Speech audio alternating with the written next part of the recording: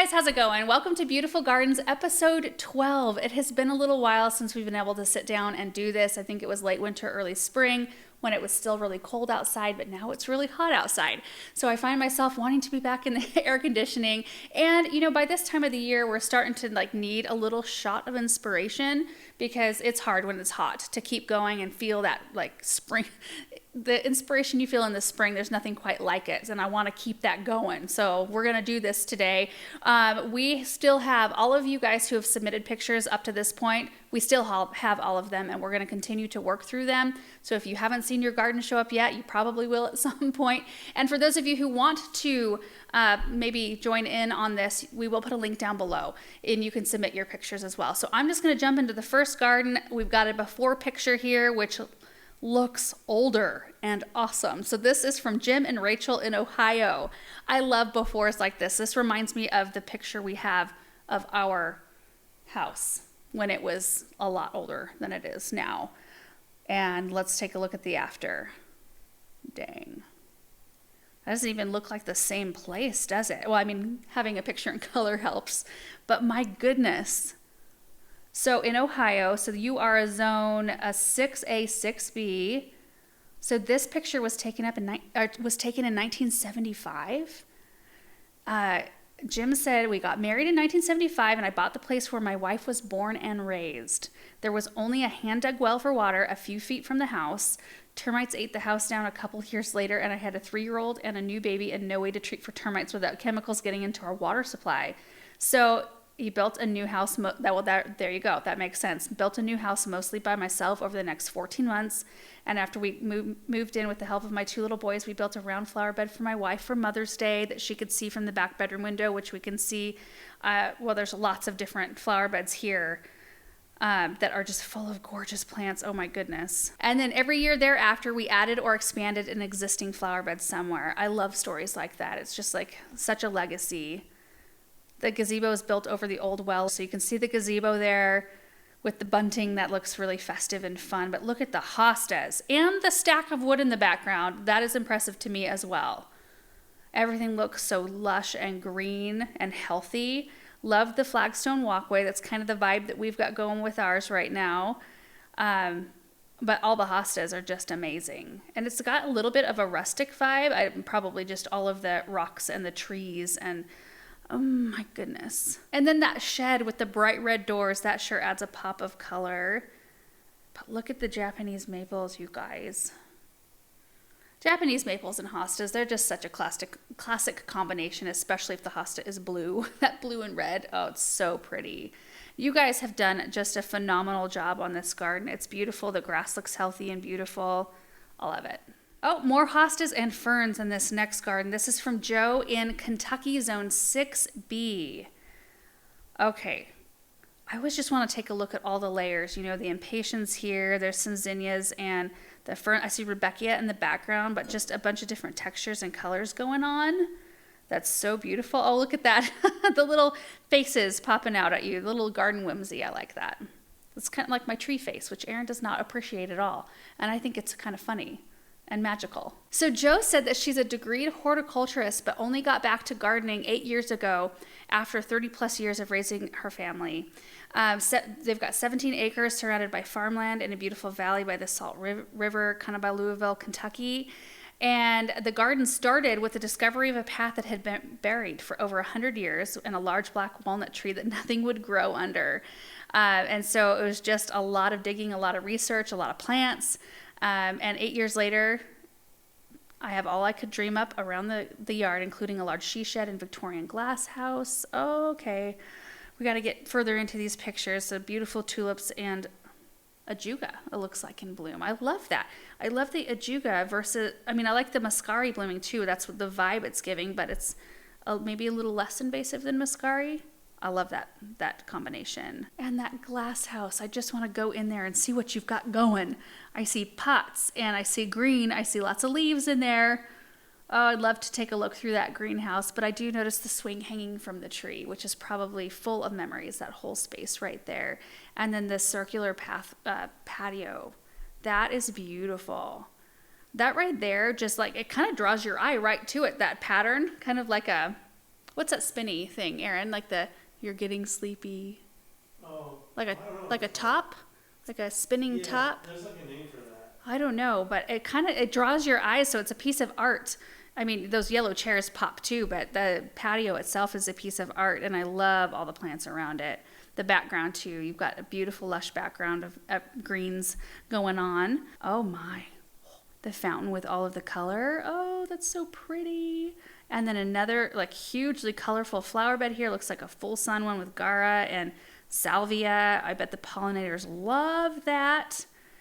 Lots of big hostas again. I'm just always in such hosta envy. Although this year I have a little less hosta envy because ours are doing a lot better than they normally do, but these look exceptional. So this next one we have a before shot of. Very cute house. This is from Eric in Minnesota, zone 4B, with some older looking evergreen shrubs. Let's take a look at the after. Oh my goodness. The windows even look different. It looks like they were maybe replaced or painted. I love the all black, and that long window box is so perfect. And of course the mix of plants you put in there is perfect. You've got coleus in there. Maybe you included a close-up shot later on, but there's a lot of different texture and color going on. I love the weight that you've added. Like literally there's a weight in the front of your garden with all of those rocks, but it just provides so much rest for your eye, which is a good balance when you've got a lot of other things going on, like the whole, border that we're seeing around just this picture. You can see maybe is a red bud, and then there's some astilbe in there, which is very ferny texture, and then you've got your echinacea that all have finer textures. If you didn't have that weight in between, it might look too jumbly, but you've done it perfectly. Here's another kind of a side shot of that. Oh, and you can see some more things, some hellebores and ground cover junipers, Haconocloa. Well, that looks like maybe that's a Haconocloa. Could be a Carex. Really pretty mix of plants. There's a close-up. We've got some begonias, some Dusty Miller. Oh my goodness, Dusty Miller. We've got some euphorbia, and we've got, looks like some lettuce in there, even some red romaine, and there is a sweet potato vine. That might have been a different time though, because I'm not seeing the coleus like I saw in the first picture. That's really pretty mixed though too. And then you can see the alliums contrasted with that blue spruce. That's beautiful. A spring shot of some tulips and fritillaria. And just, oh, there we go. There's a picture. So we've got the coleus, red geraniums. It's kind of like a red-orange. And then that Decanter Silver Falls. There's some white, maybe begonias in there. There's something purple. Is that heliotrope? That is such a pretty blend. I love that. Gorgeous. Okay, another before shot. I love it when you guys include before shot pictures. So a nice looking lawn right there, but you can see something's going on because there's stakes and string out there, which means that you mean business. Next picture is the mock-up, the drawing of what might be going on in here. So there's stairs. Looks like a little maybe, playhouse with a slide. There's an interim picture. My goodness. Oh, you can see from this picture how much your yard is actually sloped right there. It looks like it gets more sloped as you go further away from what you just built. But it's looking good so far. And there's another one, siding going up. Oh, and look at that, you guys. A little playhouse with window boxes, railings, everything. Oh, that is cute. Look at how you've landscaped. This is so pretty. Oh, those stairs are stunning. Those are beautiful. And just like you have I don't know that I've ever really seen a slide on a hillside like that that's all planted up. So you've got beautiful things going all along where, the kids can slide down. That is so, so pretty. I just love that. Pretty time of day to take a picture too. But I see, lots of petunias and echinacea. There's lamb's ear in there and hydrangeas. It looks like a maple in the flower bed and maybe a birch there on the corner. Close up of the stairs. Those are beastly stairs. Those remind me of the stairs that my parents had put in down into their orchard area. And they're awesome. Like, they're wonderful stairs, and you're not nervous about walking on them at all because they're not going anywhere. And I don't think I mentioned this one's from Kellen in Wisconsin, zone 5A. You guys did a beautiful job. Next one is from Melissa in New York, zone 4B. We've got a picture of a massive spruce tree right here. Melissa said she's lived here for 21 years and this big tree was not giving me joy anymore. And it was a very hard decision to cut it down, which that would be. But I gave her the inspiration to make the decision, which she said is the best decision that she made. That's awesome. I mean, if you are putting down roots and you are, you've been in this home forever, you want to stay in this home forever, and something just isn't giving you joy, even if it's big, take it out and put something else in that you love. You can put something else in that will grow that big if you want to. You know, it's like, I don't know. It doesn't necessarily need to be sick or diseased to take it out. If it's not something that you love and it's like kind of not making you want to be out there, it's not making you feel motivated or inspired to be out in your space, then out it goes. So there is a video of it coming down, which I almost can't even watch. I mean, I'm all for taking things out. I just, you know, the actual act of watching it is a little bit hard sometimes, but look at this, you guys.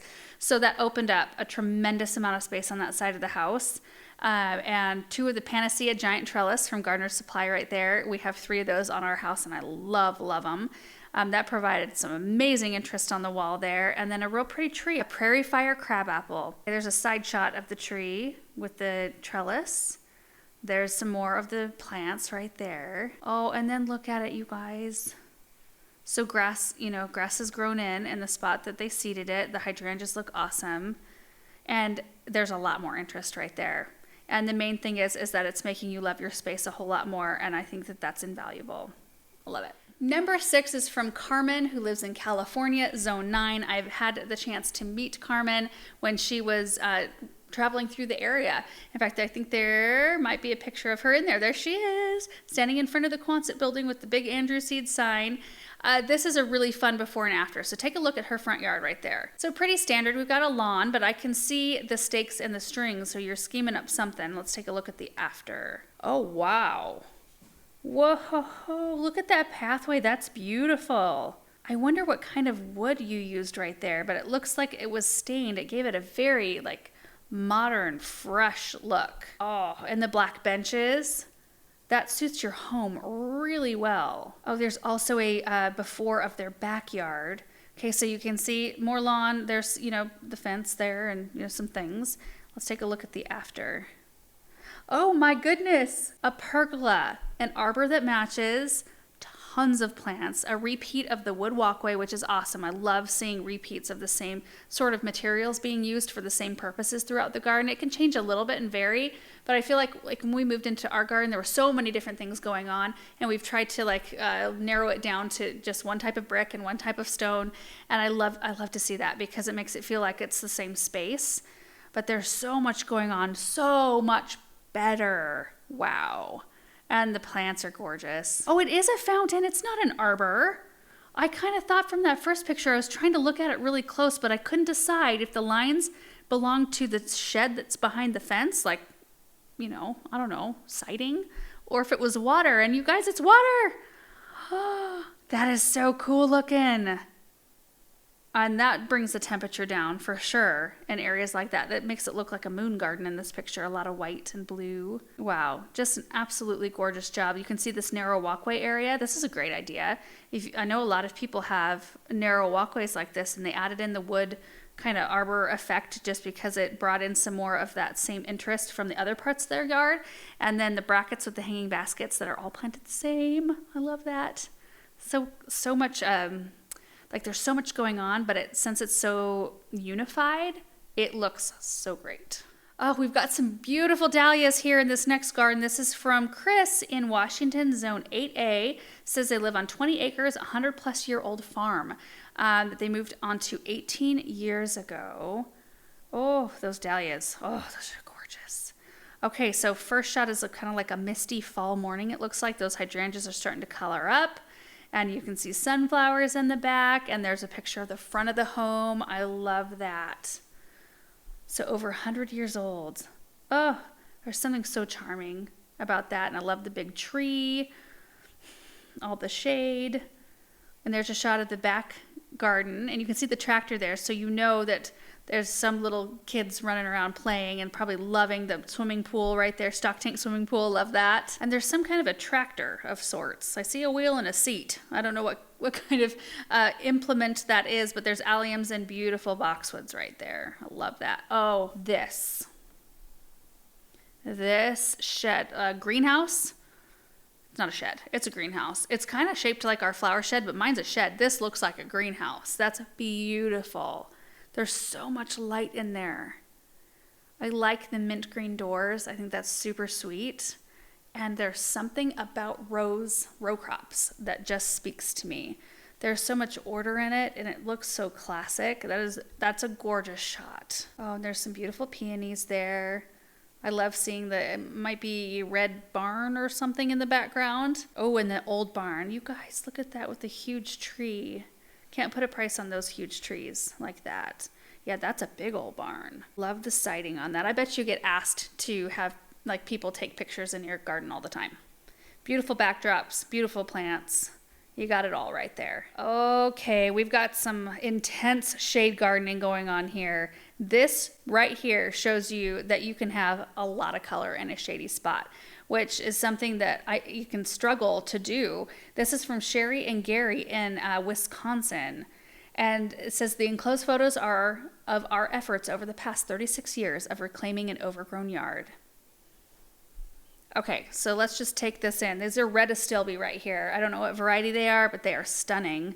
And the huge grasses, are those Haconocloa? If they are, it must be kind of tiered up right there, but that's kind of the growth of the Haconocloa, or Japanese forest grass. They kind of get that like moundy, soft appearance. That's gorgeous. Okay, now we've got some calla lilies with a chartreuse looking carex of some variety. That's a really pretty shot. And look at that walkway. Don't you just want to spend some time walking through and looking at all of this? There's more Haconocloa there, ferns, hostas. I love all the tree trunks there too. That adds a huge amount of interest. We've got some begonias, some Dusty Miller, some salvia. That reminds me of Mackinac right there. That's like a Mackinac planting if I've ever seen one. Like the big, bold, beautiful colors and a lot of it, and the high contrast. You've got angel wings, senecio there in your pot, and maybe it looks like heliotrope in with it, and maybe a coleus in there. There's a beautiful succulent planter, and oh my goodness, Erin, you should come look at this one. I just want your initial reaction to that. Ooh. I like it. That's nice, isn't it? Yeah. Makes you want to like walk through and see what's right there. Yeah. Like, want to see. That looks really good. Yeah. Oh, hydrangeas in the back. Lots of begonias, salvia, more Dusty Miller in a different variety. Looks like cirrus maybe. There's marigolds, coleus, more begonias up front, and the succulents. Whoa, ho, ho. And your grass looks immaculate. Awesome. Oh, the covered porch area. Essential. A backed up shot of that first one, so you can kind of see more of that astilbe. I love the mass planting of that. I think that is just perfect. And then look at the lawn with all of these brimming. Those flower beds are brimming with plants. And of course your backdrop of evergreens and big beautiful shade trees. That is just a beautiful shade garden. Okay, so next one, we've got a before shot. This is from Joelle in Houston, zone 9A. So pretty much a blank slate in the backyard, not a whole lot going on. The grass looks really nice. Let's take a look at the after. Oh, this is an interim picture. So we've got in process. Oh, there's some wall action going on here.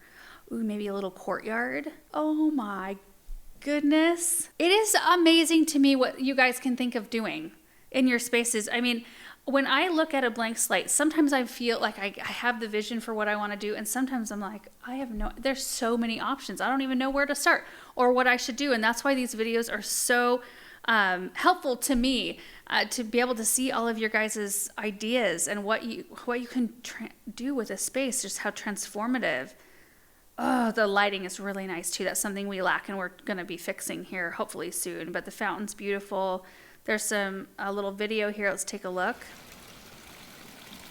Sound of the water.